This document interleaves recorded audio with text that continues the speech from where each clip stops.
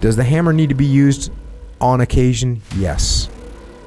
Does it need to be the primary? Should you have it in your toolbox? Sure. Do I have a hammer in my toolbox? Sure do. It's a big one. Next one. What do you got? They had a leadership team that was kind of made up of 4 or 5 small group of people, a key leadership team that was influencing a much larger company. And one of the key leaders in this organization had developed himself a reputation of being the hammer. And it kind of reminded me when back in the military, is probably similar with you, is, you know, you have someone in charge of the unit called the squadron commander or the battalion commander, and they always had a number 2. The number 2 is typically called the XO, the executive officer, the number 2. And the number 2 kind of had the reputation of being the hammer. Well, this person had become the hammer, which means they had any kind of issue that required some sort of counseling or discipline. This person was the one to do it. And the simple question this person asked me, because he's been in the game on extreme ownership and reading, he's burned through leadership strategy and tactics repeatedly and looking at things. He was talking about that book, talking about how you should lead in these particular situations. And he said, I'm worried that I'm being pigeonholed as the hammer. Should I be concerned about that? Was the simple question. And of course, my answer was yes. You absolutely do not want to be positioned or have the reputation of being the hammer. And the question was, hey, talk to me about why that is. And why that is that his... You mean why it is that he got this reputation? Yes. Yeah, that was the thing I'm thinking is the reputation that you have is the reputation that you earned. Exactly. And very, very seldom is someone running around with a reputation that they didn't earn and deserve. Yeah, that's exactly right. Okay. And that was, hey, why do you have this reputation? Well, I don't like to wait.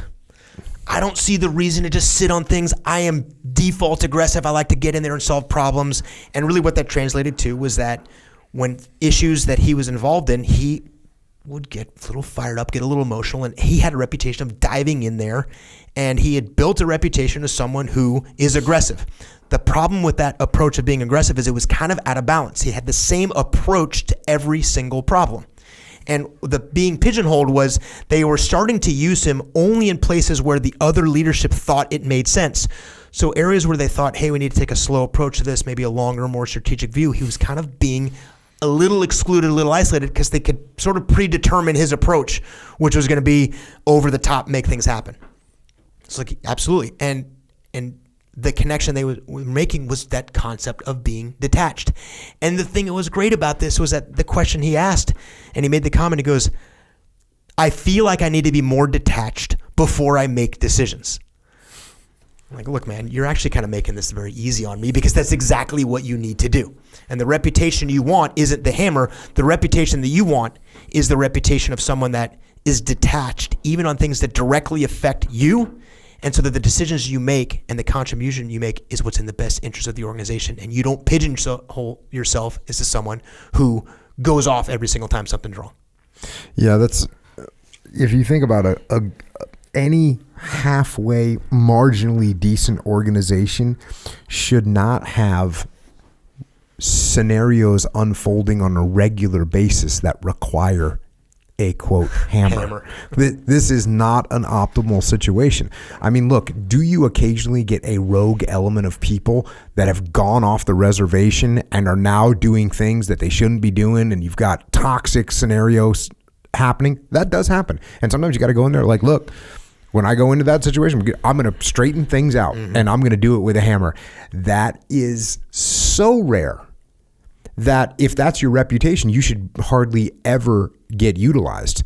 And what's scary about that is that's what your goal is. Number one, it's scary to think that you're in an organization where the hammer needs to get used all the time. Number two, it's scary to think that you're in an organization if the hammer doesn't get used all the time, but your leadership thinks that the hammer is the best tool for the job. That's a little bit scary. So what I would do in this situation is, yeah, obviously he's got to detach, obviously he's got to get control of his temper, but also I would look at these scenarios and say, okay, when I go into this, I'm going to actually detach. I'm going to handle these with the minimum force required, the minimum leadership required. You know, I've been using that term a lot lately when it comes to leadership. Using the minimum force required is almost always the optimal way to do it. And what's interesting I've been lately sort of preemptively answering the question, hey, I get things done, I'm default aggressive. If Dave's got an issue, the most efficient thing for me to do is to go in there, sit down in front of Dave and say, here's the things that you're screwing up. You need to get on board with the program. That's the most efficient way. And on the surface, that seems very efficient. What does it actually create? What it creates is resentment from Dave. It creates resentment from Dave's team. It creates a lack of effort. It creates a lack of initiative. It creates a lack of ingenuity. It creates a lack of initiative. All those things. That's what it does. And it won't matter on this particular tactical situation. It's okay because I got what I wanted from Dave. But I haven't developed Dave. I haven't developed Dave's team. I've squashed his ability to think at that moment. I've squashed his future ability to think because he's afraid of getting, quote, hammered by me. So even though for the moment something in the short term immediately might seem like it's more efficient, in the long term, well, what I have to do is just constantly hammer people. And once you use the hammer, guess what? You got to use it again, and you got to use it again because people don't learn when they get hammered. They just end up like a beaten dog. What is a beaten dog like? A beaten dog is like two things. Number one, they don't show any initiative. They're scared. And then guess what they do? They lash out. Beaten dogs are the ones that bite people because they get abused. So if I abuse you, you're going to bite at some point, whether that's leave the company, whether that's blow up, whether that's cause a mutiny, whatever it is, I'm not developing my relationship. And by the way, if you don't like me, what kind of performance are you giving me? Are you giving me your best performance? If all I do is slap you every time I work with you, every time I give you direction, it comes with a slap to the face. Every time you need correction, it comes with a punch to the gut. Do you like me? The answer is no. Do you respect me? The answer is no. Do we have a good relationship? The answer is no. Do we trust each other? The answer is no. So what kind of team is that? It's a freaking crappy one. So does the hammer need to be used on occasion? Yes. Does it need to be the primary? Should you have it in your toolbox? Sure. Do I have a hammer in my toolbox? Sure do. It's a big one. How often do I take it out? Almost never. Who does this guy think he is that he can roll into these meetings and all of a sudden it's hostilities? Yes.